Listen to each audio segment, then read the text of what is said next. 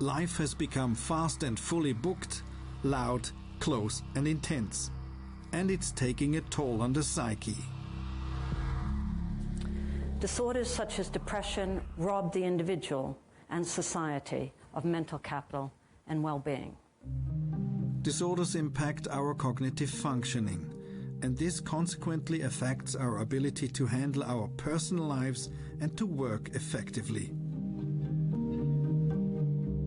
320 million people suffer from depression around the world. It's not just a kind of sadness, but a real and complex illness. Negative online experiences undermine self-esteem. Peer pressure and cybermobbing affect mood and well-being. It was swept under the carpet. I've had peers calling me attention seeker, messages on Formspring telling me to kill myself. But when the psyche is sick, should we really treat only the brain? Is depression just a question of chemical imbalance to be cured with pills? Exercise and talking therapies are effective as well. However, many people do not seek treatment because depression is stigmatized. The challenge has been finding a safe environment and finding a place where I can feel comfortable enough to reach out and talk to someone, I think. Freedom to choose, fear of the future, pressure to perform. Is modern life too demanding? What can be done to build resilience in the flourishing society? Do we need to reduce pressure and create more peace and quiet? Mental health is every bit as important as physical health.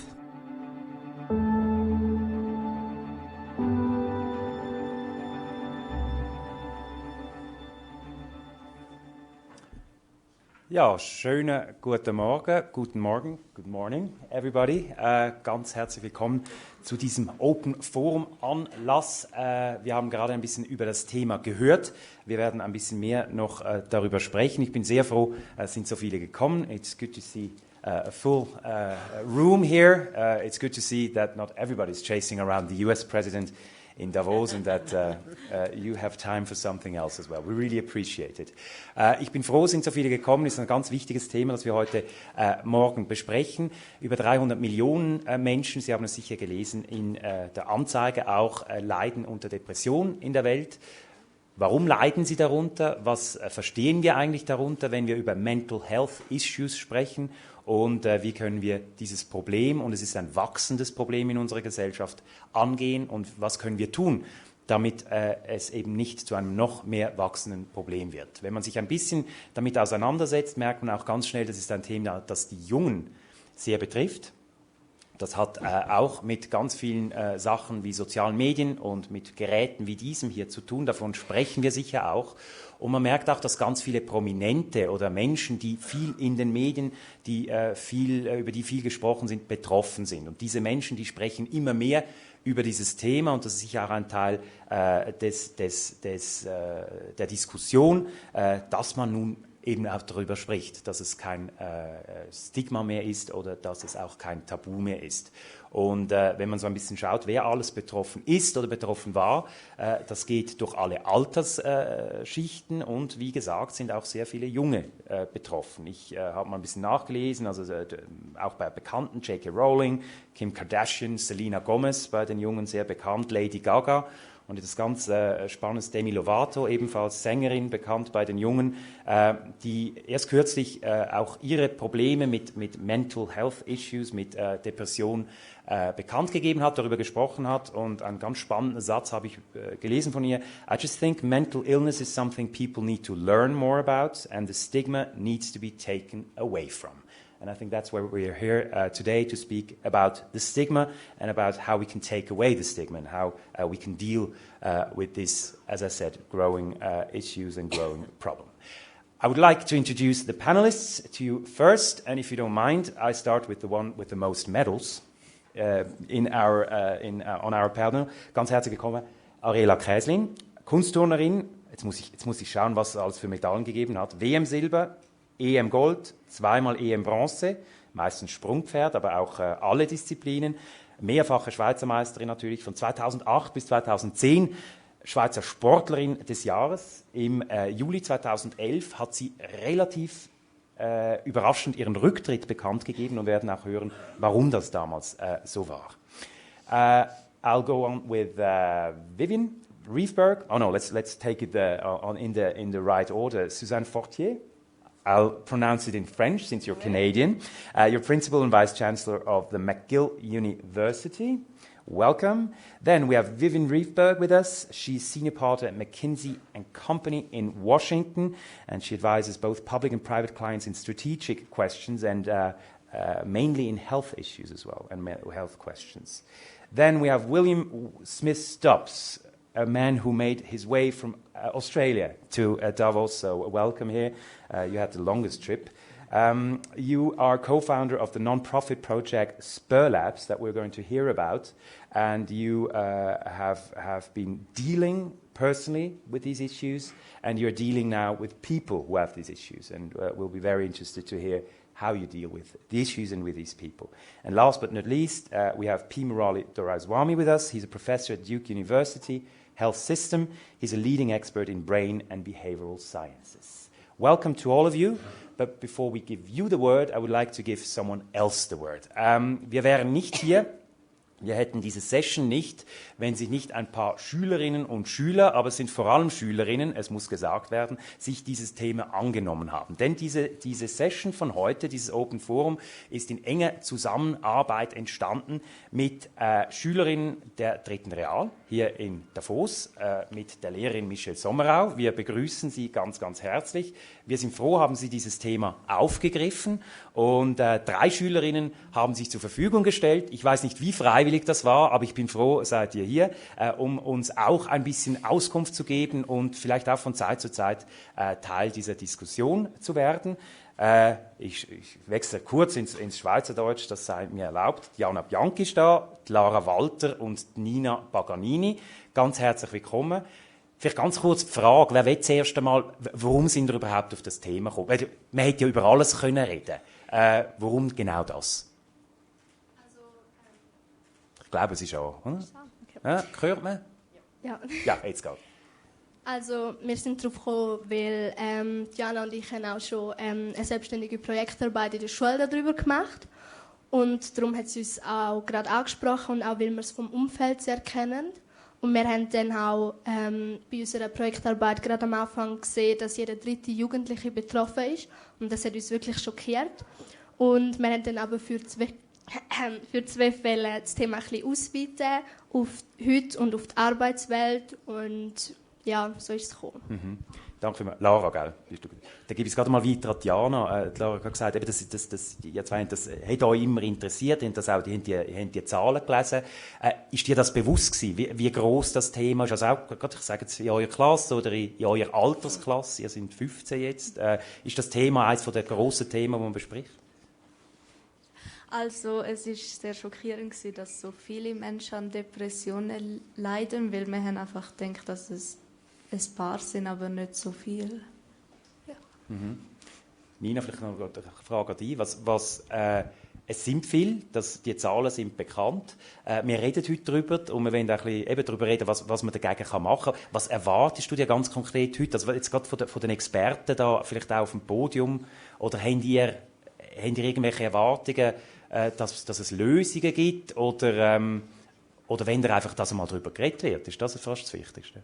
Ja, einfach, dass wir mehr Möglichkeiten haben, zu Leuten herzugehen, mit denen können reden, dass man einfach die Leute sensibilisiert darauf, dass man einfach bewusst wird, dass man das nicht einfach wegschieben soll, einfach schon darauf schauen. Das ist wirklich auch sehr ein grosses Thema und wichtig halt. Mhm. Wichtig auch, dass man darüber redet, und darum, wenn niemand etwas dagegen hat, würde ich auch gerne mit den Betroffenen anfangen. Und wir haben Ariella Käslin bei uns, bekannt und ein berühmtes Gesicht in der Schweiz. Und Ariella, Sie haben sie zurückgetreten sind, ist man relativ überrascht gewesen, wo man auch später den Grund gehört hat, wie sie zum Teil gelitten haben in ihrer Karriere. Wenn Sie uns ganz kurz vielleicht erzählen, wir reden von Depressionen, es hat geheißen, sie haben eine Erschöpfungsdepression gehabt, hat es damals geheißen. Wie war der Fall genau gewesen? Oder was ist Ihr Leiden gewesen? Was war Ihre Krankheit damals gewesen? Also es ist zuerst mal sehr lang gegangen, bis wir überhaupt herausgefunden haben, dass das eben eine Erschöpfungsdepression war, weil als Sportler ist immer das Ziel, dass man die beste Leistung bringen kann und somit ist auch im Sportarzt sein Ziel, einfach den Athlet leistungsfähig zu machen. Und wir haben nach allerlei Krankheiten oder Mängeln im Blut gesucht und wir haben nie etwas gefunden. Und ist etwa noch das Letzte, wo man daran denkt, das könnte eine psychische Erkrankung sein. Und ich bin dann eigentlich fast selber so ein bisschen drauf gekommen, es könnte ja vielleicht das sein. Und das hat sich dann bestätigt. Und ich habe dann gemerkt, dass ich eigentlich schon lange an einer Depression gelitten habe, also schon während meiner Karriere. Ich hatte ganz klare Symptome gehabt. Ich bin immer wieder krank geworden, wenn ich die Trainingsintensität gesteigert habe. Ich habe wie nicht mehr richtig gesehen, immer so wie eine Scheibe vor dem Kopf. Habe kognitive... Also auch physische Diagnose hat man müssen stellen. Also eben, das hat sich auf den ganzen Körper ausgewirkt. Ja, aber cognitive effects were immediately felt. It affected my memory. I had difficulty in speaking in public, for example, because I realized that my memory wasn't working so well, particularly when I was under pressure. And I decided to take a few weeks off.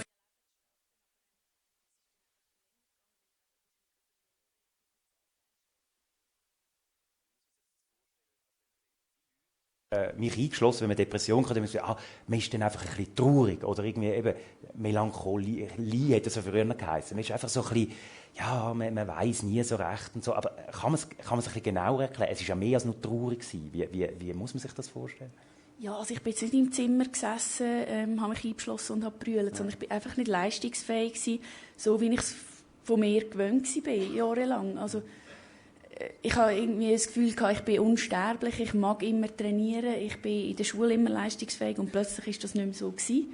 Und ich bin mir das einfach nicht gewöhnt von mir. Und als Athlet ist das schwierig, wenn man nicht sagen kann, schau, ich habe hier einen Gips, ich habe das und ich kann jetzt nicht. Sondern von außen sieht man einfach nichts. Da gibt es keinen Gips. Genau, nein. Und mir hat auch kein Arzt können sagen, schau, du machst jetzt 2 Wochen Pause, nimmst das und das Medikament und nachher kannst du wieder Vollgas geben.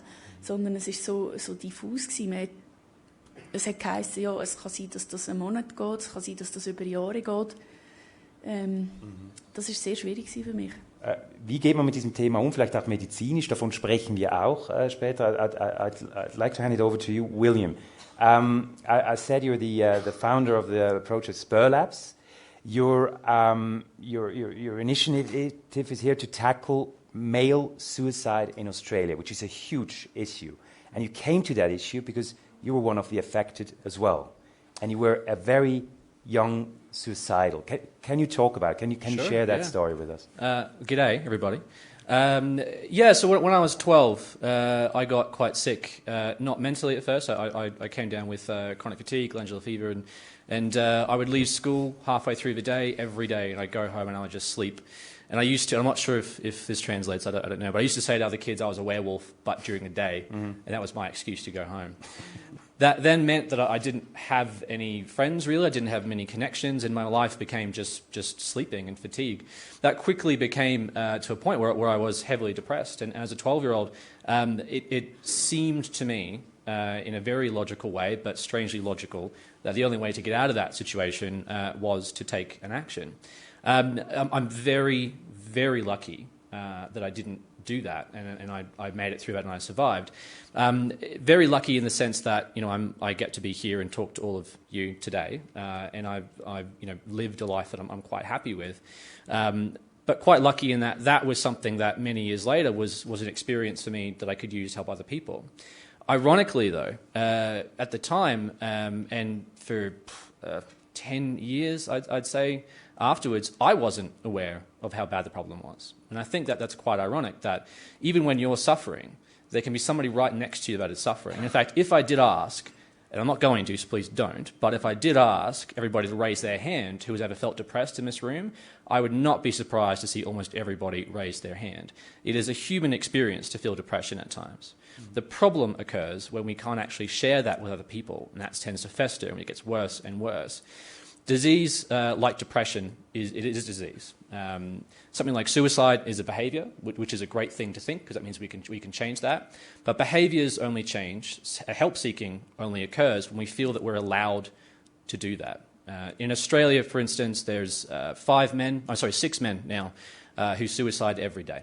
So that's today, that's tomorrow, the day after that, and the day after that, until by the end of the year, suicide kills more men in Australia than heart disease, cancer, drugs and alcohol, or car accidents. And we're a first world developed country with a great healthcare system.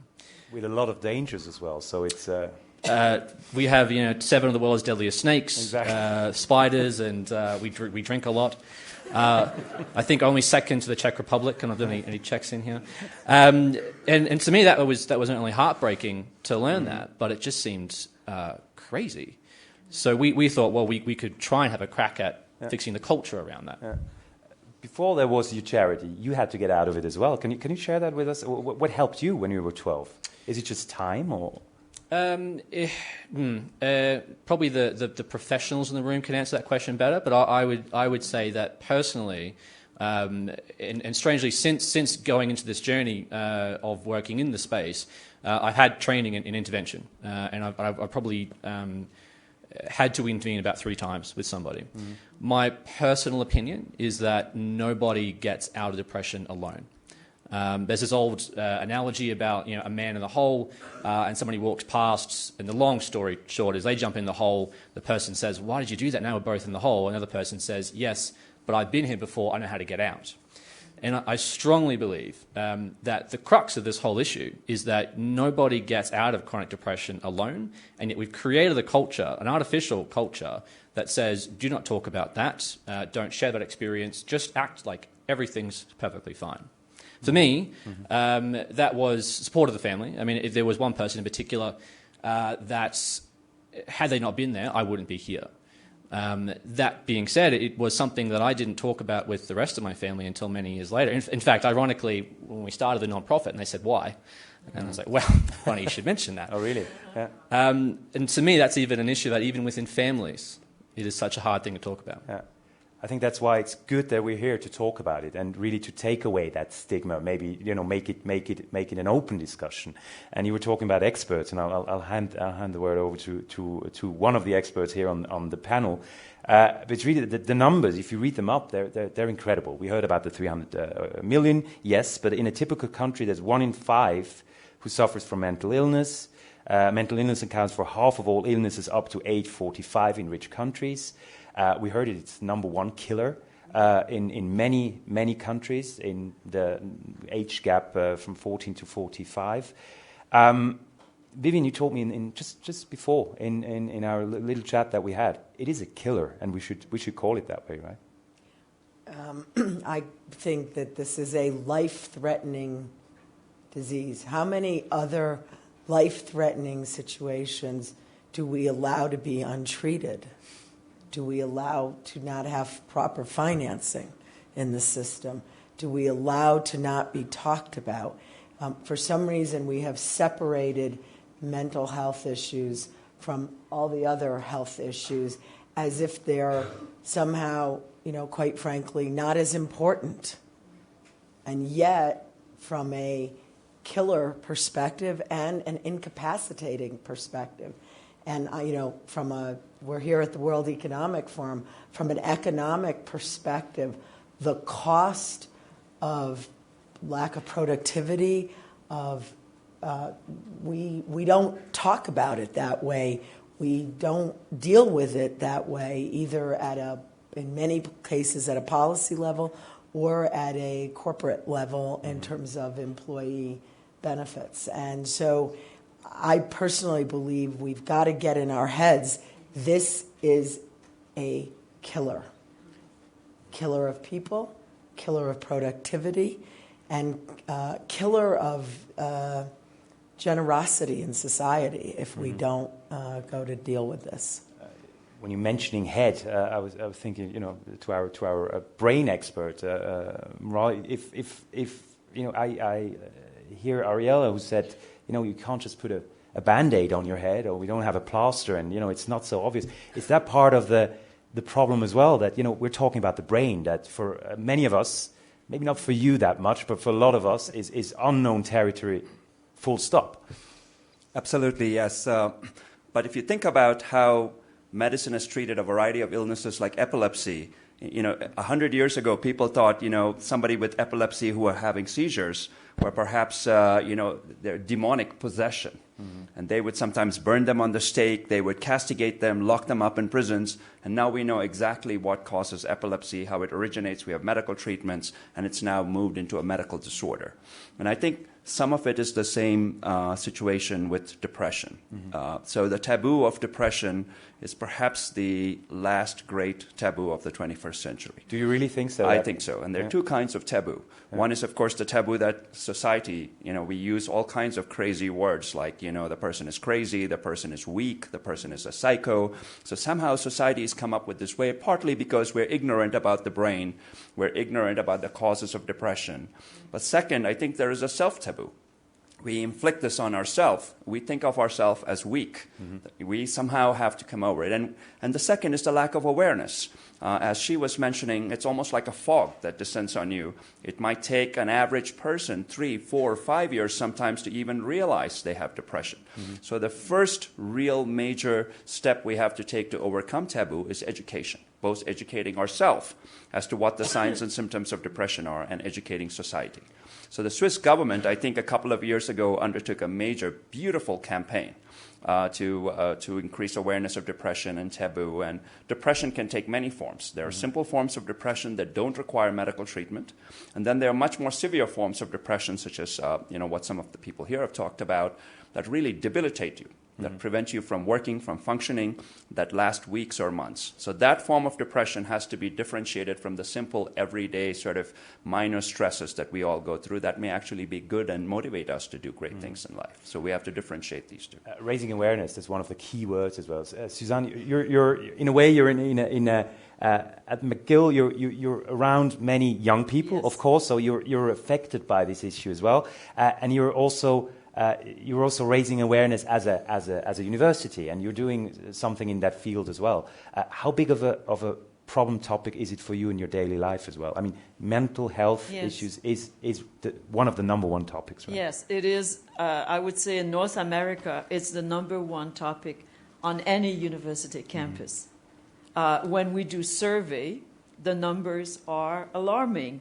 Over 60% of young people will say, I have mental health issue. Close to 40, or sometimes even more than 40, will talk about depression. It's a big issue. And one of the positive things is that the students themselves have great awareness.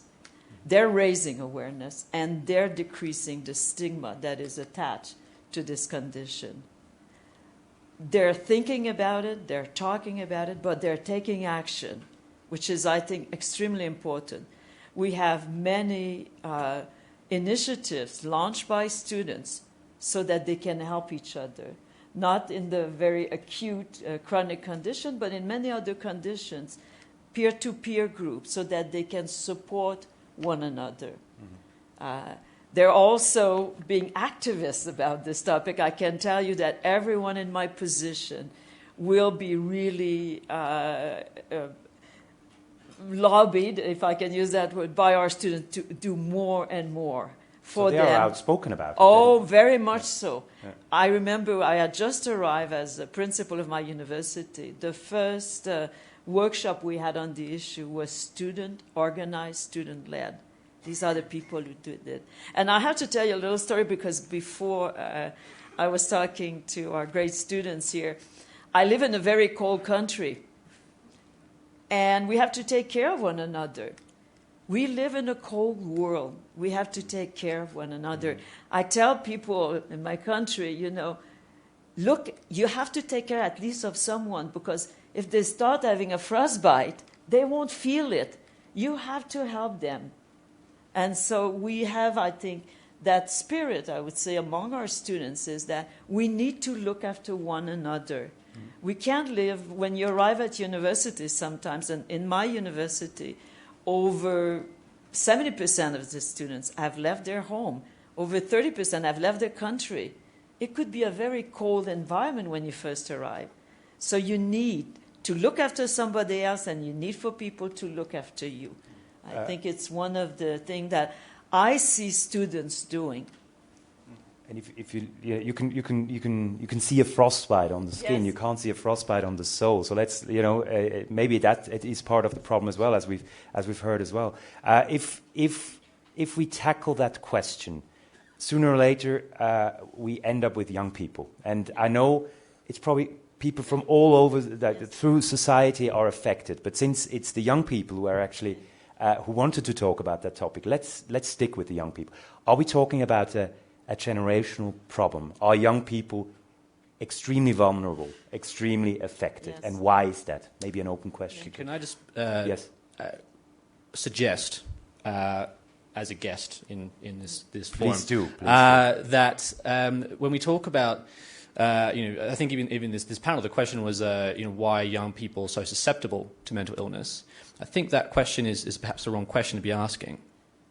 We know that, if I have a little nephew, I'm 30, don't be surprised by that, I know I look very young.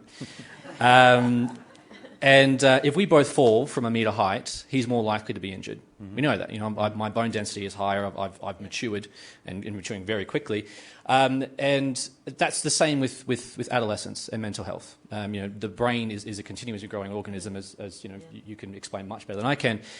So the question isn't that youth are obviously more susceptible to harm. We know that. The question I think we need to be asking is, what are we doing in this world that is creating so much mental health harm? Mm-hmm. Yes, please, Suzanne. I'm not an expert, I will say. I think you may know I'm a crystallographer. But there's something that I'm observing. It is that increasingly, and because we live in the virtual world as much as the real world, that we live in what I call a house of mirrors. Most of you probably have never been to these places. We used to go when we were kids. These are house and fairs where they have all these distorting mirrors, so that you look at yourself and you look totally inadequate. You're a long twig, or they broaden you and distort your picture, and you look terrible. But of course it's funny because you know it's not real. But the virtual world, I think, has this impact on us, because when we look at ourselves or we look at others through the mirrors of the virtual world, it seems that everybody is great. Everybody is doing fantastic things. Everybody is beautiful, having a great life, succeeding in everything they do. And we tend to think that we're the only one who's not like that, who's inadequate, who's afraid, who's not performing, who's not as good looking as we'd like to be. Mm-hmm. I think this house of mirror that we live in is a very challenging environment. And to me, it seems that once we realize that's what the world is, it helps a little bit. I always tell people, we don't know about other people's life. We don't know what their life is, the struggles they go through, and the difficulties they face. All of one will have that. Mm-hmm. And so I think awareness is very important.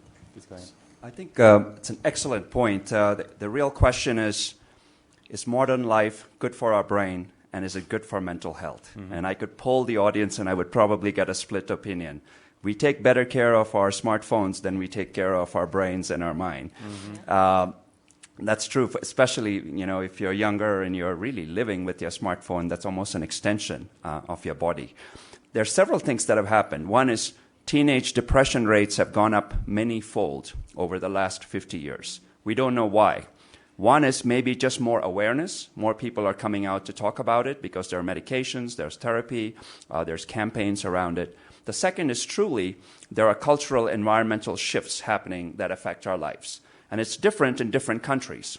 If you take the developing world or places where there's conflict, where there's malnourishment, then the causes there are very different, because the first 5 years of a child's development is when your emotional resilience is built. Depending on how supportive the environment is, that's when the child is able to deal with stressors as an opportunity for growth rather than as a threat. Okay, so if the first 5 years of life are not supporting because of conflict, because of malnourishment, a variety of reasons, poverty, no hope for the future, so then all of those affect the development of your emotional resilience. Now, of course, in affluent nations, the causes may be very different. The causes may be very high expectations, a need to perform at an extraordinary level, peer pressure, constant use of technology, not enough time to rejuvenate yourself, not enough time to spend in nature.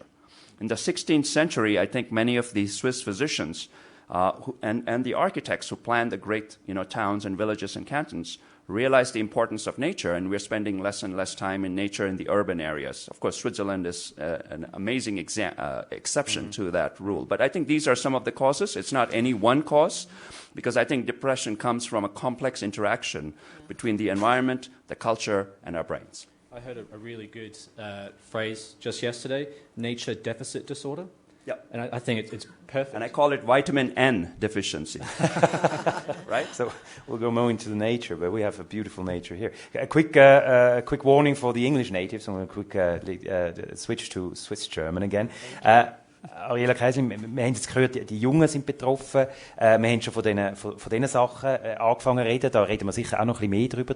In Ihrem Fall hat das auch eine Rolle gespielt. Also so ein bisschen Sie sind natürlich sehr in der Öffentlichkeit gewesen, sehr ausgestellt, sehr exponiert, auch kritisiert, nehme ich an. So ein bisschen was wir gerade so gehört haben, so dass die Spiegelhalle, dass man eigentlich ständig ausgestellt ist und virtuell auch ständig umeinander ist, hat das auch eine Rolle gespielt? Oder würden Sie sagen, das ist jetzt nicht einer von den, man redet immer von diesen Triggers, ist das etwas gewesen, wo mitgespielt hat? Ich glaube, allgemein im Spitzensport hat man ganz viele so Triggerpunkte. Also, ich bin zum Beispiel nach meinem ersten Erfolg an den Olympischen Spielen so schlagartig im Rampenlicht gestanden. Und ich bin selber habe eine Persönlichkeit, die sehr zielstrebig ist und ehrgeizig und habe immer das Gefühl, ich mache noch zu wenig und muss noch viel mehr. Und ich hatte dann das Gefühl gehabt, ich habe von allen Seiten Erwartungshaltungen. Also die Medien erwarten, dass man lächelnd dort steht und möglichst eine spannende Story, möglichst privat über sich erzählt. Dann hat man Sponsoren, die auch erwarten, dass man dort steht und Kunden unterhalten oder was auch immer. Dann sollte man in der Schule noch gute Leistungen, also mindestens genügende Noten schreiben. Im Training sollte man jeden Tag 100% geben. Ein soziales Umfeld hat man auch noch und so weiter. Und ich hatte mit der Zeit das Gefühl, ich könnte 24 Stunden am Tag säckeln und mag es gleich nicht allen recht machen. Und am Schluss mir. Ja. Spielt es auch eine Rolle, also wir haben das vorher gehört, wenn eben so Kim Kardashian, Selena Gomez oder Demi Lovato, wo jetzt alle, die vielleicht auch Junge sagen, ja, was beklagt sich die hat es ja so gut, das ist ja, ich will ja auch so sein wie die.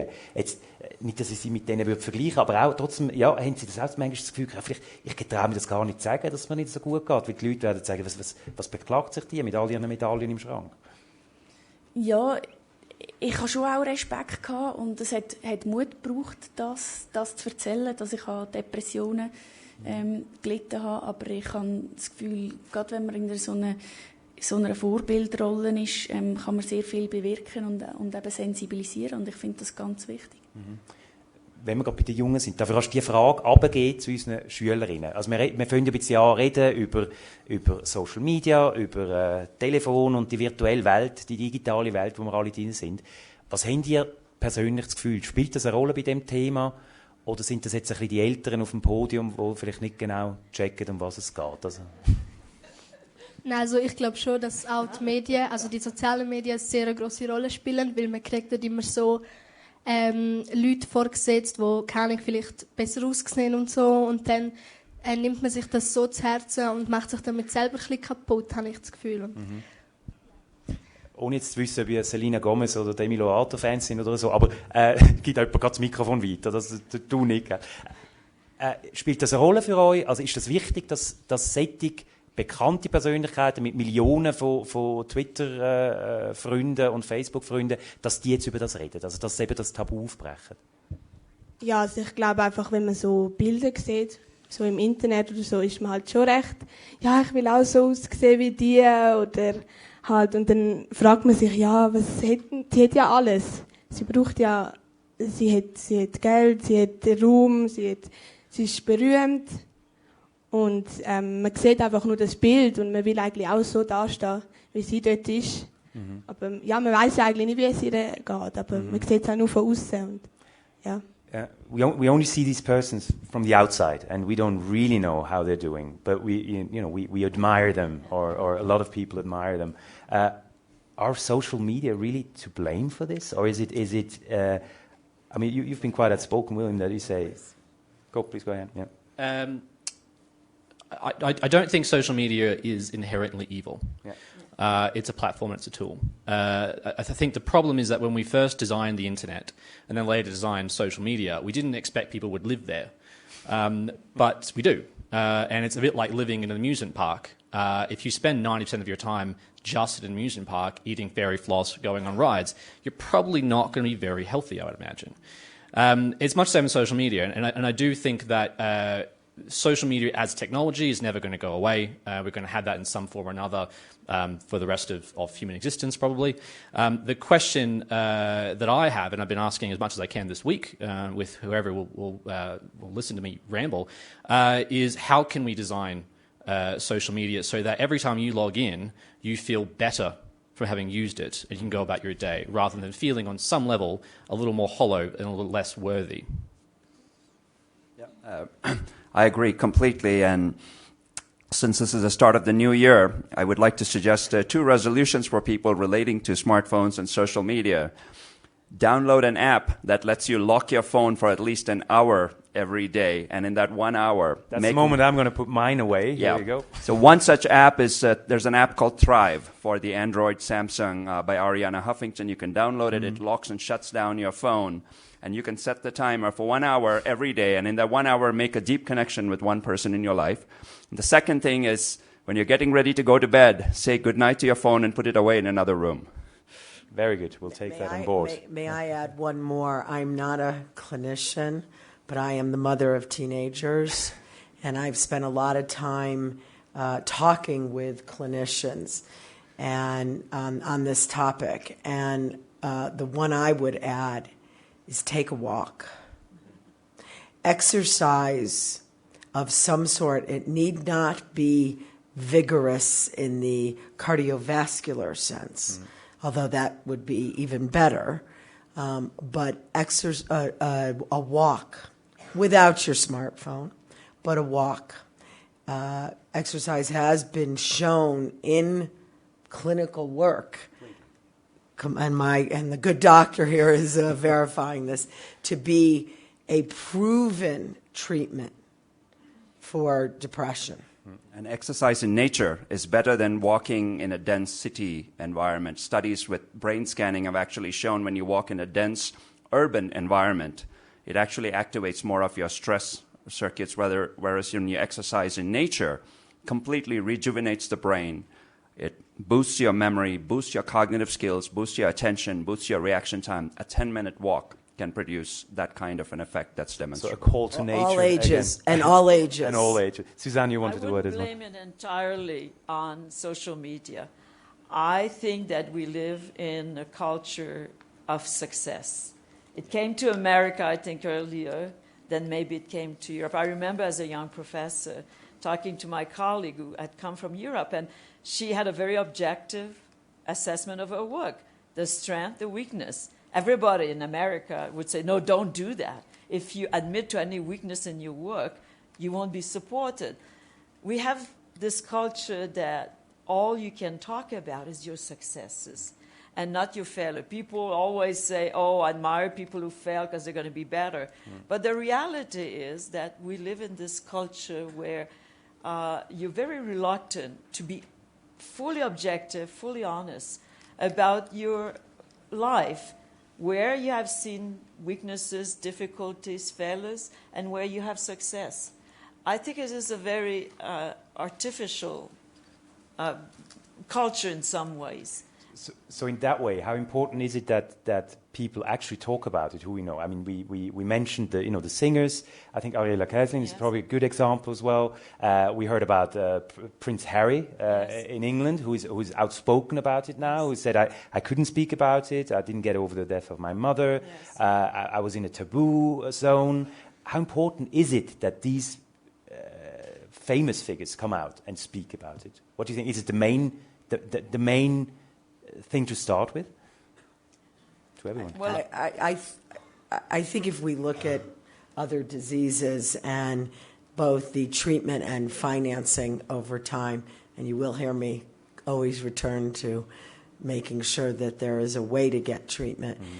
I think if we look at other treatments over the history of healthcare treatment, it is important to talk about it, and it is important to acknowledge it, not as our colleague mentioned about epilepsy and demonic things. We had to change the narrative on what this is, and I think it's an important issue for mental health writ large that we do change the narrative around this, because if we don't, I think we run the risk that we continue, that will create an epidemic that without any end. We have an epidemic. But we're not treating it as if it were an epidemic. And I think the first step of that is talking about it, acknowledging it, destigmatizing it, and then creating the systems, both medical, communal, financial, to put this back together, as we would in any other major health element in society. Ich glaube, die Hemmschwelle ist schon gross, um darüber zu reden, gerade eben, wenn man in der Öffentlichkeit steht. Ich bin auch gefragt worden, bevor ich mit meiner Geschichte an die Öffentlichkeit bin. Sie haben ein Buch geschrieben darüber, das, glaube ich, wirklich sehr, sehr auch in die Tiefe geht, oder? Das ist Ansichtssache, ja. Ja, bin ich gefragt worden, willst du das wirklich? Du verlierst dein Image und du bist stigmatisiert fürs Leben. Da habe ich mir das durch den Kopf gegangen und habe gefunden, wir leben nicht mehr in einer Zeit, wo man wie früher alles unter das Bett wischt und ja nicht über Schwächen redet. Ich habe das Gefühl, wir können nicht immer noch schneller, noch besser, noch schöner. Das geht einfach nicht. Und darum finde ich es einfach so wichtig, dass man kann auch Schwäche zeigen in unserer Gesellschaft. Hat es Überwindung gebraucht, darüber zu reden, darüber zu schreiben? Extrem, eben gerade weil ich zum Teil von meinem Umfeld auch kritische Stimmen gehört habe. Also bevor ich raus bin mit dieser Geschichte. Auch im nahen Umfeld? Also dass wirklich vielleicht auch die Familie gesagt hat? Nein, die Familie hat mich immer unterstützt in dem Ganzen. Ja. Something that I would like to talk about as well, because it's quite interesting if you read into it, is the girl aspect, the female aspect of this issue. And there are some numbers that really struck me as well from the UK. 24% of girls aged 14 are experiencing negative emotions, whereas boys it's only 9%. 25% of young people in every secondary school class are self-harming, mostly girls. And self-harm among girls aged 13 to 16 rose by 68% in 3 years. Are we talking about a female issue here as well? But there's that one thing I read experts talk about, and I quote, gender-specific vulnerability. When we talk about that image that we portray on social media and of bodies and how we should be perfect and how we look, is this mainly a female problem? How do you see it? This is a mother speaking, not a professional. I think those numbers are underreport men or young men, because I think many of those surveys, the way they are conducted, is self-reporting. They are surveying the young men and young ladies regarding this, and I think it is not as accepted to self-report those feelings. So girls talk more about it. Girls absolutely talk more about it. Yeah, I agree. And And I think it's also true in other kinds of cultures. Like, I think surveys in Switzerland have shown that the Italian regions within Switzerland are more likely to report depressive symptoms than the German side. Mm-hmm. So it's not just a male-female difference. But I think that is that. There could be gender-related differences that we don't fully understand. It's possible because there are different hormonal changes occurring during various phases of life. It's entirely possible that may also play a role. But I think that there's what we call the reporting bias. Men are maybe more likely to report other kinds of symptoms, not just sadness, maybe like more fatigue or aches and pains or not able to sleep or not able to concentrate, or maybe they just become irritable and angry, or maybe they take to drugs or drinking, or other kinds of behaviors may be signs of seeking help. William, what's your experience? Do men have more problems talking about it? I mean, is the taboo even bigger with men? That's a big question. Okay, so when we started our non-profit, we looked at that. And one disclaimer: when I talk about suicide, an important thing to note there: if you see a pin-sized suicide, it casts a shadow that is the size of a room. For every suicide that occurs, there's about 30 attempts. So my shorthand for talking about mental health is suicide as a litmus test. So in Australia, there's 6 men that suicide every day. There's about 3 women. And we looked at why that was. Women actually attempt suicide 3 to 4 times more than men. Some of the reasons does come down to gender differences, how we're conditioned as gender, and we put people in boxes to say, you do this, you don't do that. For men, the big issue that we looked at and how to solve that problem is that growing up, you're taught from about the time that you hit 10 or 12, don't cry, don't complain, just get on with it, you're tough, you're strong. And so then if you do say, I'm having a problem, you can complain about your car and ask for help how to fix your engine. You can't ask for help how to fix your heart. That would be very masculine in traditional Australian culture and many other cultures. That does not mean that women don't experience problems in seeking help and raising your hand and saying, I need to talk to somebody. I think the issue for me is that across gender differences, cultural differences, the issue we're talking about is quite what Vivian pointed out, that this is a health issue. We have for so long differentiated mental health from health. Well, every mental health problem occurs, unless I'm mistaken here, Doctor, in the brain, which happens to be in the body. So it is just a physical health problem. I suspect that human nature is afraid of things that we can't see, we can't understand. And so, it's only now that we are beginning to understand how the brain works and we can conceptualize that. Previously, it was spirits that was giving us epileptic fits. So, yes, there are gender cultural differences that make it harder or easier to seek help. It also makes it that you experience different problems. The solution, I feel, is that it does need to have a redefinition of what mental health is. That will take time. The stigma has to be removed. As a quick side rant, any project that we design to change people's minds about mental health, we never use the word stigma. It's a personal approach that if I tell you, stop thinking about pink elephants, you're going to think about pink elephants. Much in the same way, if we want people to stop thinking about stigma, reminding them that stigma exists is probably not our preferred approach. Instead, what is really effective is role models, particularly when we know that your position is about popularity and people following you and adoring you. To share your vulnerability sends a massive message of hope that, hey, if you can do that, I can do that too. Ultimately, if we can get to a point in history where, yes, the epidemic is recognized as such, we make it accessible to seek help, acceptable to seek help, and we have the technology to reach the millions of people who are suffering, we have a chance at fixing it. Darf ich ganz kurz bei euch nachfragen? Wir haben das rasch gehört. Mädchen, Frauen reden vielleicht mehr darüber. Und es ist ja kein Zufall, dass ihr jetzt hauptsächlich Mädchen sind, die das jetzt da zusammen kreiert haben. Macht ihr die Erfahrung auch? Also, Buben in eurem Alter, würden die überhaupt über so etwas reden? Oder sagen, ich werd gemobbt im Internet oder es wird böse über mich geredet oder schlecht über mich geredet? Oder sind es mehrheitlich Mädchen, die darüber reden? Kann man das sagen? Ich denke, dass Buben auch darüber reden, aber einfach nicht so oft. Und bei den Mädchen machen sie sich einfach schon so wegen der Natur schon öfter Gedanken. Und dann kann es auch schlimmer sein. Ja. Ja. Aber also ihr redet tatsächlich viel darüber, ist das so? Oder also tut man sich da austauschen, teilt man da die Erfahrungen? Oder? Ja, also ein paar reden drüber und ein paar verschließen sich einfach und reden mit niemandem drüber. Mhm. Can we talk maybe for the last 10 minutes of some of the, we're at the World Economic Forum, and Vivian, you said it as well. It has a huge impact on the economy as well. I think we speak about $1 trillion a year.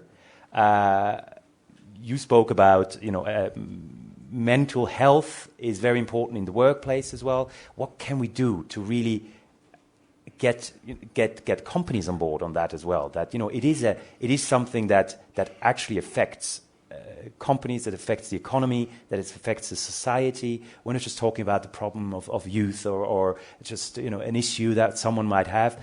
It is an endemic problem that we're talking about. How do we get everybody on board on this? Well, I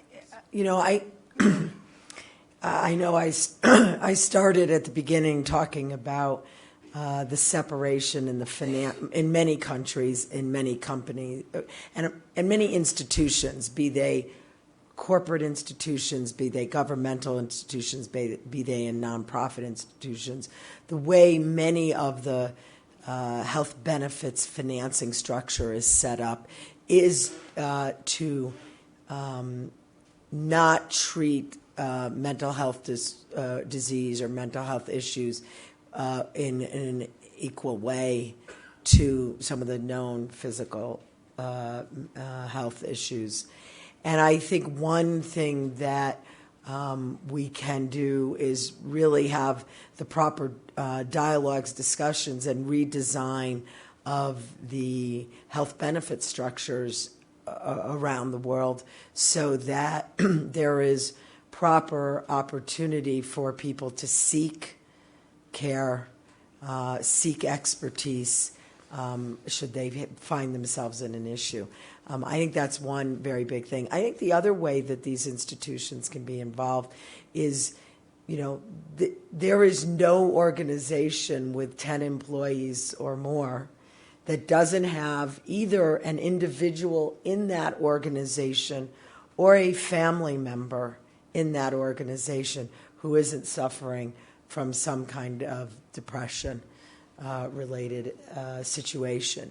And so I think if we can create a culture inside these organizations where there is a way for them to make people aware of all the services that are available, aware of opportunity, whether it's for their children or for themselves. I think if we had a way for this to be discussed in every place, so that people who may not be as well informed as folks sitting in this audience, because you chose to come here, you're already informed. You chose to come here. How do we create forums? But it could be very small groups to get that word out. And I think those are two things I would like to see happen that I think can create more of a movement to address these issues. Mm-hmm. Yeah, I agree. The World Economic Forum had a mental health council that actually created a toolkit for employers to use. They took best practices from around the world so that you don't have to sort of relearn from scratch. So companies can use that toolkit. So that's one. And I think there are many elements in that toolkit. The first is companies have to realize that ultimately, there's no economic productivity without mental well-being. Mental well-being drives productivity in every environment. Mm-hmm. That's one. The second is, what's the use of economics? Ultimate use of economics is to make humans feel well and happy and prosperous in their life and joyous. So it's a very strong relationship. So companies have to create a mentally healthy and mentally friendly environment. Mm-hmm. And each company can define it in their own way depending on whether they're small or big. And the second thing is companies should have peer programs in place so that you can confidentially talk to people if you have problems. Third is they need to have clear policies of non-discrimination and clearly parity. So Switzerland has universal health insurance. Mm-hmm. Many companies don't. Mm-hmm. So they need to provide mental health care. And last but not least, if somebody takes a break and comes back, they should definitely not be discriminated. In fact, they should probably be promoted, in a positive way. So they should be made sure that they can be fully reintegrated back into the company. I think one of the previous Norwegian prime ministers, if I recall, actually took a break from work, got treatment for depression, and then came back and reassumed office. But to be honest, we're not there yet. I mean, Yes, in most companies, that would be a career killer. Probably they're shooting themselves in the foot if they don't think about that. Yeah. Please, Suzanne. Yes, I think at every session I've been participating in at the WEF this year, I hear people, and particularly CEO, talk about the importance of talent, attracting talent, nurturing talent, investing in talent. Well, there's no ROI, return on your investment, if you don't take care of the well-being of your workforce. And I think that these people who have often their eye really focus on the ROI are starting to realize that the investment on people to provide the kind of return that not only their company but society needs depends on the well-being, mental well-being, physical well-being. And so that additional investment is really worth making. Plus, and I'm hearing that increasingly. Yeah. You can even prove it. Vivian, you know these numbers better than I do, but I think for every dollar invested, it comes back 4 times or so for the economy. So that's probably there's a range around the numbers. Right. I think the point is there appears to be a good return. Can I ask though? I mean, as somebody that works with corporates and large companies, is that, have you found, or do you have any thoughts on the best way to convince them to actually pay attention? Is it the monetary return, the productivity gains, or is it able to reach the hearts of the CEO or whoever is in charge to make change as a human? I think, every institution's a little different, and I would encourage us to include all institutions, because whether it's academia, whether it's government, everywhere people work. I think there's a range of what people take in. Sometimes it is because a senior executive could have had their own experience individually or a family member, and it makes them more empathetic to the situation. Other times it is the return. I do think this talent wins notion that if we really have the right talent in our organization, we are going to have a winning organization. I think it's a very big idea. In fact, the head of our firm at McKinsey & Company has recently published a book on this talent wins notion. I think that is probably a universal, as our colleague said, a universal piece. I would use all the available means of persuasion and not assume it's one. We'll be using all our means available as well. I'll be opening up the discussion in just a minute. Maybe just before that, a quick question to Ariella.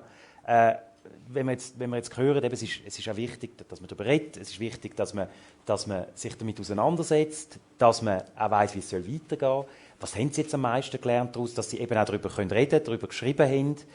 Sie haben ja schon ganze Karrieren eigentlich hinter sich, Sportkarrieren, die ganz früh angefangen haben, als kleines Mädchen schon. Also man hat das Gefühl, da hat man schon fast ein Leben gelebt. Jetzt nach dem Leben als Sportlerin, für das nächste Leben, was nimmt man da mit? Was ist so das grösste Ziel, dass vielleicht auch mit der Umgang mit der Krankheit, der Umgang mit der Depression, was Sie jetzt für sich gelernt haben und sagen, so, für meine nächste Karriere, wenn wir schon von Karriere haben, will ich das mitnehmen und ich will eben das und das nicht mehr machen oder ich will nicht mehr mit dem Hamsterrad sein. Was ist so der wichtigste Rat, den Sie für sich selber herausgenommen haben?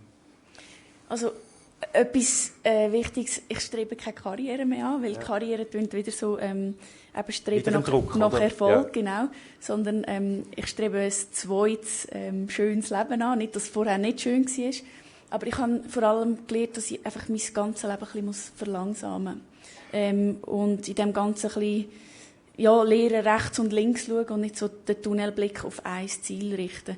Und in dem Ganzen habe ich gemerkt, dass es neben dem Sport auch noch ganz schöne Sachen gibt. Und etwas anderes, was ich gelernt habe, ist, dass man unbedingt professionelle Hilfe in Anspruch nehmen muss, dass man das darf und dass man sich nicht muss schämen für das.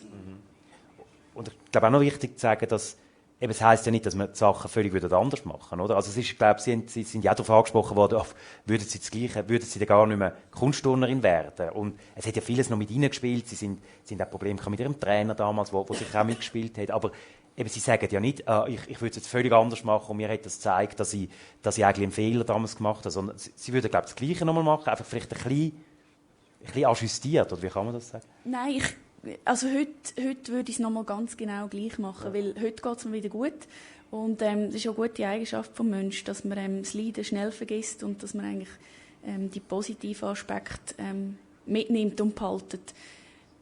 Vor 5 Jahren, also gerade nach meinem Rücktritt, hat das noch anders gestöhnt. Aber da bin ich auch wirklich voll in der Krise gewesen.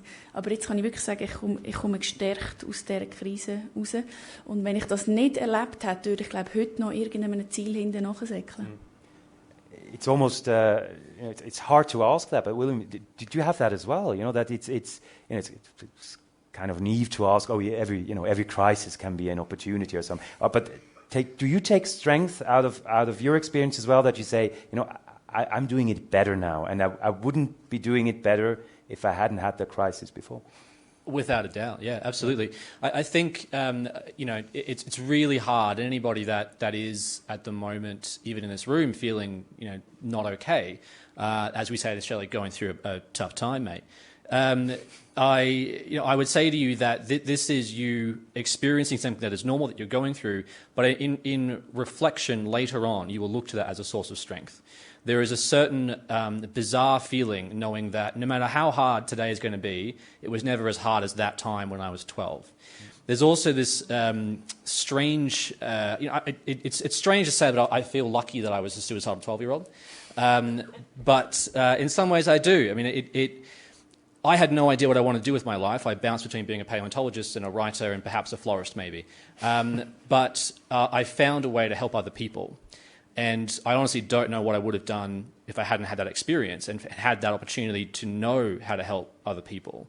It does, I think the best thing for somebody who has experienced severe depression, and I don't know about you, but I find that sharing it, working with other people, helping other people, there's a strange psychological effect where it just bolsters you and you feel stronger as a result. I talk about depression being a lot like cancer. Some people will have it their entire life and constantly fight it. Some people will never have it their entire life and struggle to understand it. Some people will have it and go into remission like I did. And then I think the choice is, do you help other people or do you not? And going back to the problem of, we are so isolated as individuals. If that frostbite, I think I'm going to steal that. That's a fantastic analogy. What would the world look like if we were looking to other people and checking if they had frostbite whenever we could? I think it'd be a much more beautiful world. And that does sound quite trite to... No, but it's... And I think sharing, and it's quite striking that everybody tells the same story. Once he talked or she talked about it, the reactions were overwhelming. And I think with Ariella it was the same thing. Die Reaktionen sind unglaublich gewesen, oder? Auf das Buch. Also es ist wirklich, sie haben ganz viele positive Reaktionen gehabt und Leute, die ihnen wirklich auch geschrieben haben und gedankt haben, endlich aus der Sportlerszene, die gesagt haben, endlich redet jemand darüber, oder? Genau, ja, ich habe Rückmeldungen bekommen oder Dankeschön von grossen Sportlernamen. Ich möchte die jetzt nicht nennen, aber die noch im Spitzensport sind und wo gesagt haben, danke, dass endlich mal jemand darüber redet. Und das ist schon noch ein schönes Feedback gewesen. Warum reden die nicht darüber? Haben sie etwas geschrieben darüber? Wenn sie nicht, dürfen sie nicht, können sie nicht? Oder ist jeder Fall individuell? Ja, ist noch schwierig zu sagen. Ich sehe nicht in sie hinein, aber ich glaube, die Hemmschwelle ist ziemlich gross, weil man als Athlet einfach als Held angeschaut wird und es meinen alle, die ist unbesiegbar, die hat sicher keine Schwächen. Man lernt auch im Spitzensport Bedürfnisse unterdrücken, Hunger, Schmerzen und auch psychische Probleme. I'd like to open the discussion, if you don't mind. Ja, ich würde gerne... Oh, da gehen schon ganz viele Hände hoch. Sehr, sehr schön. Wenn man die erste Hand überhaupt aufgegangen ist die blonde Dame in der 4. Reihe. Ja, bitteschön. Wenn vielleicht eine kurze Anmerkung dazu, bitte schön Fragen. Kommentare sind sehr erwünscht, aber dann noch eine Frage angehängt, weil ich denke, wir haben so gute Leute hier, die wollen auch Auskunft geben. Jetzt sind wir gespannt auf die erste Frage. Ja, bitteschön. Yeah. Well, hi together. I'm actually wondering about, you have been through something, but and you now can help other people there in this position, in this situation, but me, I think I've never been through something like that, so how do I actually help them? Because I can listen to them, I can talk to them, I can just be there and support them somehow, but where is the point that I can actually take an action or something to actually support them right? And as you already mentioned, like, there's some point you need professional help. How can I support someone who is struggling with mental health to get professional help or something? Because I don't want to bother them or something, so how do I do this? Wow. You already have your own answer to that question, I think. You just listed everything that you should do. Listen to them, ask them what they need, be there for them, support them. You don't have to know exactly how they feel. It's practically impossible to know how somebody else truly feels. I've been doing this for 7 years. My co-founder, who is, between us, the actual genius in our team, Lee Crockford, he hasn't been through depression. And despite that, he produces incredible work for people that are. I think if you have somebody that has confided in you, first of all, or that you've identified that is going through something that is really tough, exactly that. Listen to them, talk to them, see what you can do for them, be there for them. If there's one piece of advice, which is never judge. The difference between sympathy and empathy really comes down to judgment. Empathy is saying, wow, that must really suck. I'm sorry for that. Sympathy would be saying something like, you lost your arm, but you've got another one, and rationalizing it. Don't try to rationalize, try to understand, but ultimately be there for them. When it comes to something that is severe, there is training, and much like the kit, there's some wonderful online tools that you can find, mental health first aid, to connect somebody to professional service. Don't try and be a therapist, just try and be a human and be a friend to them. Just be there would be one. Please, Murali. Yeah. It's a great question. There are many types of depression, so I think it's people may think that everything is the same, but it's not. The most severe variety of depression, according to psychiatry diagnostic terminology, is called major depressive disorder. And that means that someone has had at least multiple symptoms of depression for 2 weeks or longer, and it is impacting their daily functioning in school or at work. The symptoms are things like sadness, loss of interest, most of the day, most of the week. Other symptoms can be loss of energy, sleep problems, eating too much, eating too little, thoughts of self-harm, wanting to die. So all of those, I think, are indicators if something has been going on for 2 weeks or longer and it's really impacting them. I think it's a good idea to seek professional help because it may be major depressive disorder. Another type of depression is called bipolar depression, which is characterized by extreme highs and lows, and that definitely requires medical help. And so there's a variety of conditions when always in doubt, if it's lasted for a longer period of time, if there's any indication of self-harm, those kinds of things, I think definitely try to get the person to go to a counselor or call a crisis hotline. Thank you very much. Yes, please. Next one, just over there. Good morning. My name is Thomas Juli. I'm working for Motivate to Be. It's an agency that helps businesses to be human in the digital age. I have a question for Ms. Riefberg. You talked about it's important to treat mental diseases. For what? I mean, so that we can function again as resources. I'm curious, like, what do you do? What do you do? Is like, do you tell people in the corporations it's important to take this seriously, or to treat any diseases, or can you also help them treat an addiction of corporate cocaine, of short-run profits, where people expect other people to work as resources, more like machines? Look, I think we're in a world that is complicated, and the kinds of issues you raise about ensuring our common humanity is very important.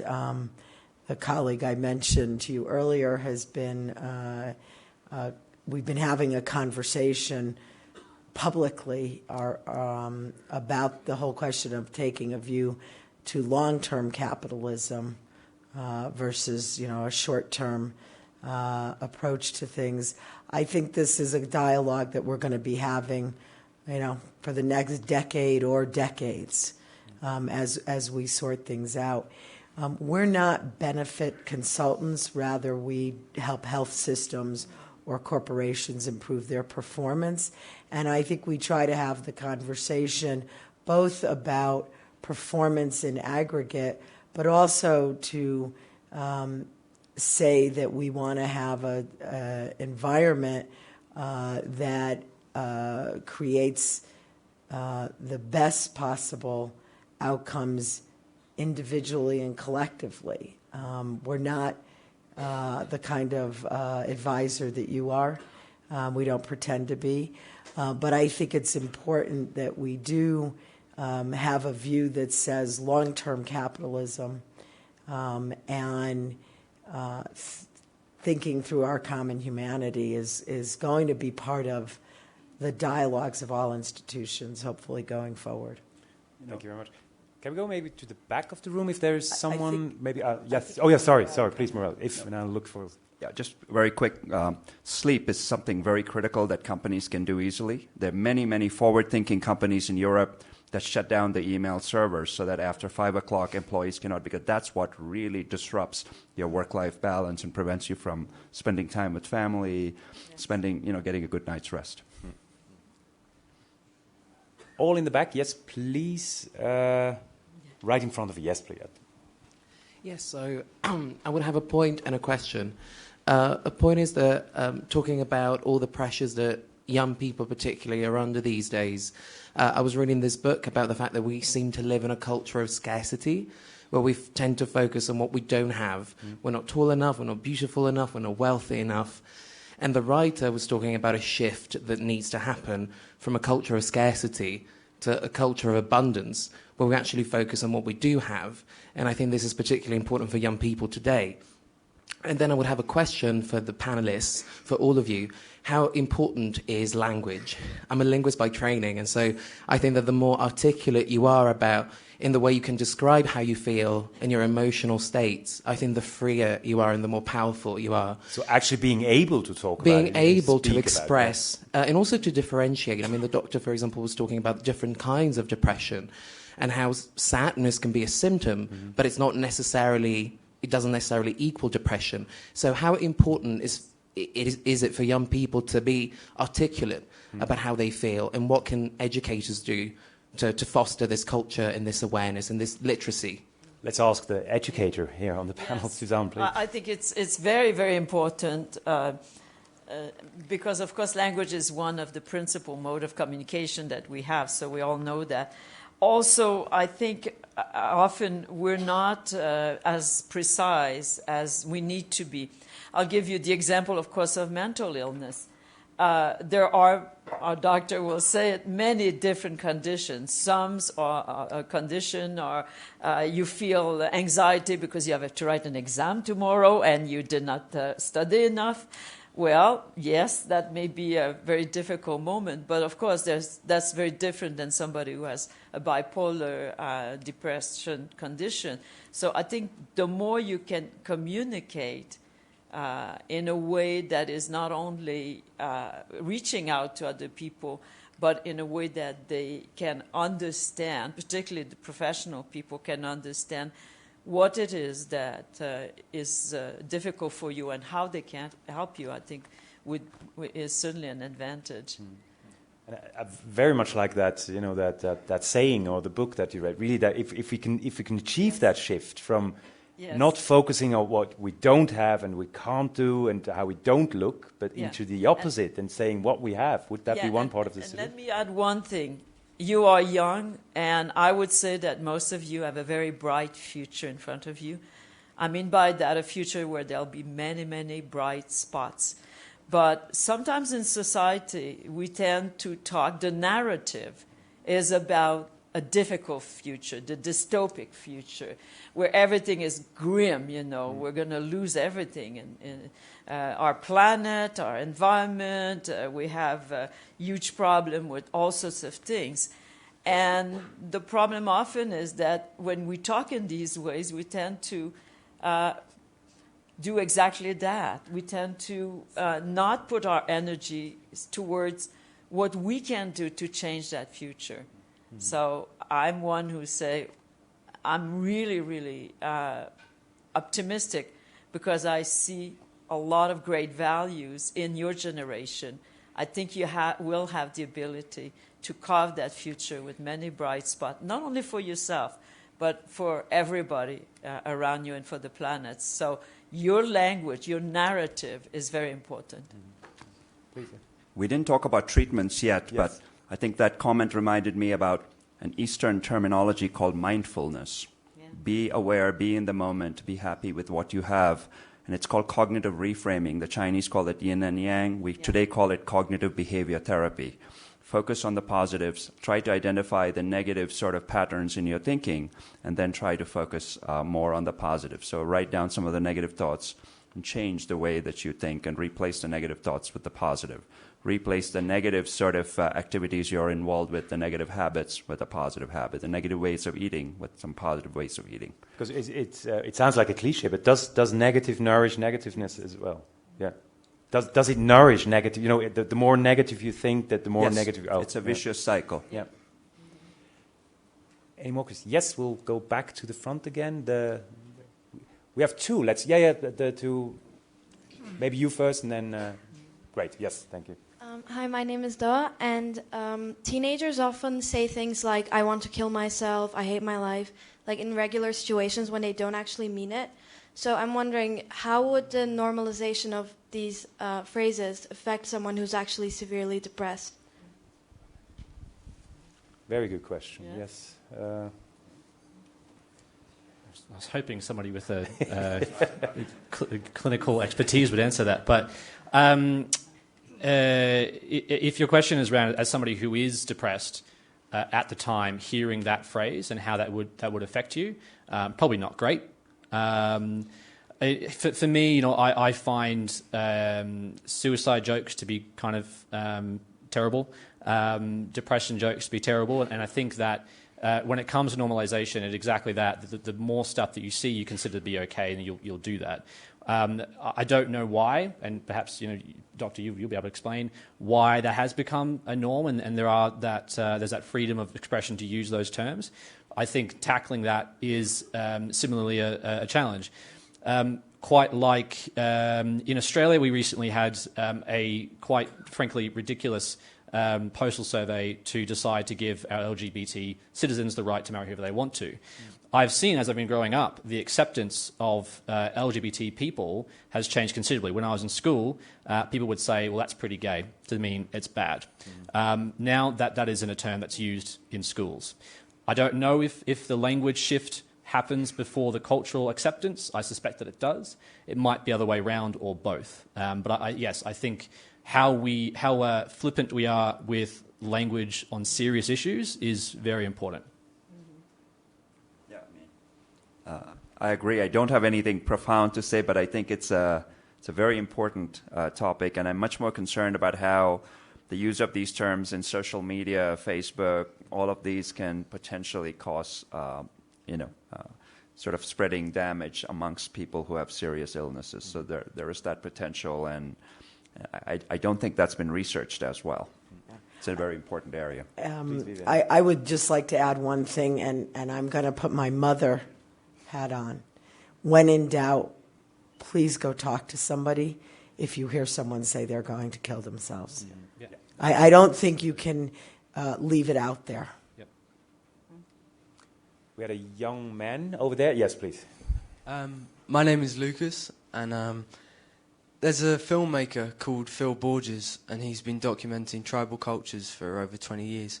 And he made a film called Crazy Wise about the relevance of tribal shamanic practices in a mental health system in crisis in America. And I was wondering, to what extent is medication a viable solution for all with mental illness. Mm-hmm. Very good. That brings us to the treatment question I wanted to raise as well. Please, Doctor. Sure. Well, there's good news and bad news. The good news is I'm going to focus on depression, not all mental illnesses. The good news is there are many different treatment options available that can be broadly categorized as, lifestyle-based treatments to boost resilience, psychotherapy. There's many types of psychotherapy. There's cognitive behavior therapy. There's positive psychology exercises, etc. And then there's medications. And then we also have some devices now and apps available for treating. The good news is for minor forms of depression, the vast majority of people can be very successfully treated. They will recover fully and completely go on to have normal lives. For more severe forms of depression, at least about 50% of people will have substantial improvement in their symptoms or full recovery. And as was pointed out, perhaps another 40-50% of people will have partial improvement of symptoms. Now, the bad news is that if you've had a major depressive disorder episode once, there is a probability that you may have a second or a third episode. That's why it's important that your treatment be continued for 6 months or 8 months, even after your depression symptoms are fully resolved. The good news now with technology is we have telepsychiatry, we have counseling through apps. There's a couple of very interesting apps I want to mention. One is called Mood Gym, developed in Australia. It's not medication. It's a series of questionnaires and exercises. So it's really effective and useful for treating minor forms of depression. The second is called Wobot. It's a chatbot that talks you through depressive symptoms and offer tips, etc. So there's a lot of good things. And with new research, I'm very optimistic that we will have much more effective treatments that will provide a lot more relief to a lot more people. So speaking of that new research, I mean, you always hear that we know Mars better than our brain, or there's so much yet to learn. Speaking of treatment, of medication or non-medicational treatment, are you optimistic that we might tackle the problem and we might even solve it sooner or later, because there's yet so much more to learn and so much more to come? Yeah, sure. I think I am, and I think. There's diseases like schizophrenia, bipolar disorder, attention deficit disorder, addiction. There's intense amounts of research being done in all over the world. There are large brain research projects that have been funded in North America, in Europe, China, Australia, etc. And one of the things is culture plays a very important role in the manifestation of mental diseases. So I think it's very important that we not just focus on biological treatments. I think we have to change the environment we live in. Otherwise, the pill or a treatment will only be as effective as our environment is. Very good. Suzanne, you want to? In my university, one of the very large area of research is the brain. And something that is very good that I wanted to mention, the researchers in this field are fully aware on how important it is to make progress on learning about our brain. We know very little. They tell me less than 5%. So what they've done is create a completely open science environment. Talk about sharing. They're sharing everything with anyone in the world who's pursuing work in this area, because they're convinced that it is by sharing your database, your biobanks, your imaging, everything. This is how we're going to accelerate progress. And people are sharing also, because there are people who are donating their brains, of course, after they die, or some of their tissue and data and so on, so that we can accelerate the progress in this field. I think that is very, very encouraging. Thank you very much. I think we have time for two or three more questions. Yes, please, the lady in the fourth row. Yes, hi, I'm Marlene. We do have a microphone. Let's just wait. Over there. Sorry. Hi, good morning. I'm Marlene. I have a question. What we just talked about, how it's not, how companies need to deal with this and talk about depression and mental issues. What if you are a young person and have dealt with mental issues and you went into therapy for a while, say 6 months, and you have a gap in your resume, right? Mm-hmm. So you go out and try to find a job. How would you say to present that? I mean, how do you explain that to a company? I mean, you're not going to put in your resume, was in treatment. Yeah. So how open can you be? How open should you be? Yeah. And I mean, I just don't know. I know someone who's dealing with this and struggling with that, and that just heightens anxiety. So I don't know if any of you know how companies think about that. What would McKinsey advise? Right. I think that there's nothing wrong with saying I was out for a health issue. And again, it depends on what part of the world you're working in. But in many parts of the world, that's a privacy issue. And it's completely inappropriate, in some places illegal, to ask what those issues were. So I think if I were in that person's position, I think saying something like I was out for a health issue, that's it. And again, I think it varies. But this, more and more health issues, gap years, exploring different things have become, the millennial generation is not showing up, despite the success culture. They're not showing up as completely linear.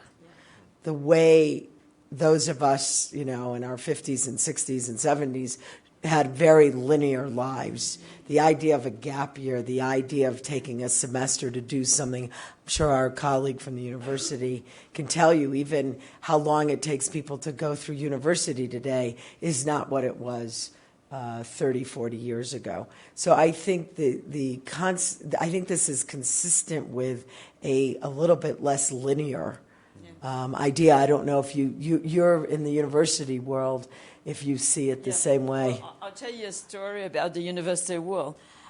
When I interviewed for my job, I made it clear that I had cancer. I had had cancer. I was sure, actually, even before I interviewed, when they talked to me, I was sure that was the end of the road. You've had cancer, you're too risky, we're not interested. They hired me. But even more impressive than that is my colleague, and he's been very public about it, who's the president of the University of British Columbia. As a young man, suffered from depression, attempted suicide twice. He was very open about it. He was hired as the president of the university. And I think our world is starting to open up to the reality of human lives, the challenges we face, and our ability to overcome them. And they're prepared to bet on us.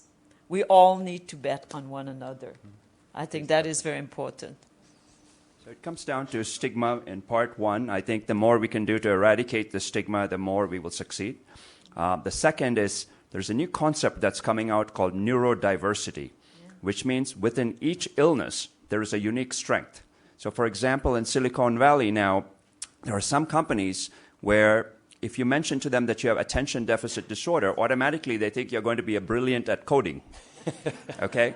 And there are studies now that show that people with minor depression actually are much more rational in investment, much more rational in making business decisions than people who don't have minor depression. So there may be some evolutionary advantage to having minor depression. So I think eventually we have to get to a point where once we eradicate the stigma and companies and employers understand more about the fact that it's not different from having, say, cancer or heart disease. If somebody takes a break for heart disease, CEOs do it all the time, and then they're allowed to come back and they're given a bigger bonus.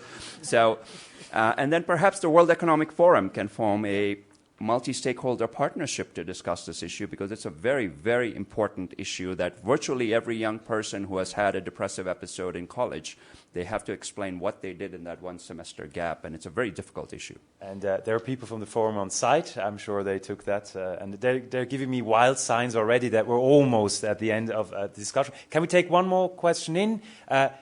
There's that one gentleman in the back who's been waving all the time, so I will give you the last question. Please make it short, and then we'll have the last short answers as well. Thanks so much. Jim Harris.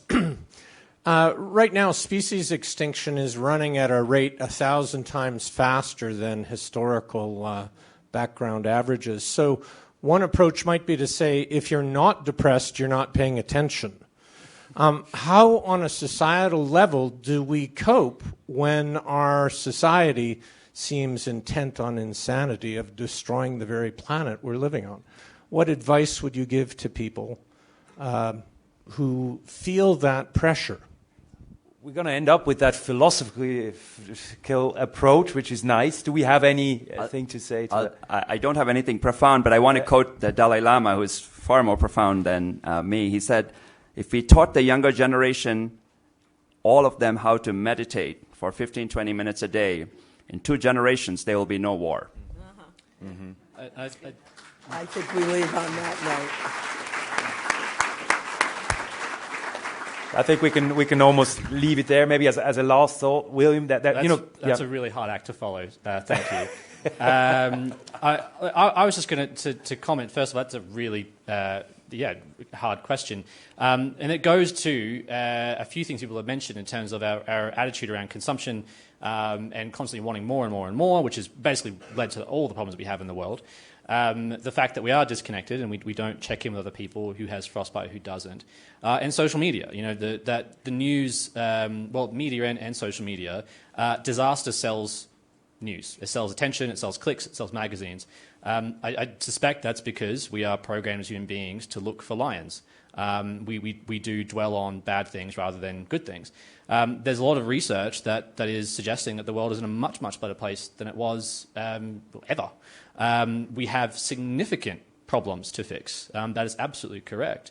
The UN Sustainable Development Goals, for instance, are essentially our plan to not all die. And the problem with depression, as I see it, is critical to that success. How are we possibly going to achieve a sustainable planet if millions, hundreds of millions of our people aren't being able to play a part and are effective and are incapacitated? The downside to that, the fourth industrial revolution, which is upon us, will mean that large amounts of people will be out of work. Loss of a job, loss of purpose, loss of income are all high indicators of depression, anxiety, and suicidality. That's a big problem. I don't have the answer to that, but it is a huge challenge. And I think, personally, coming to Davos this week, did not expect at all to see how many sessions were on mental health. I'm deeply impressed and humbled, actually, that the students co-curated this session. And frankly...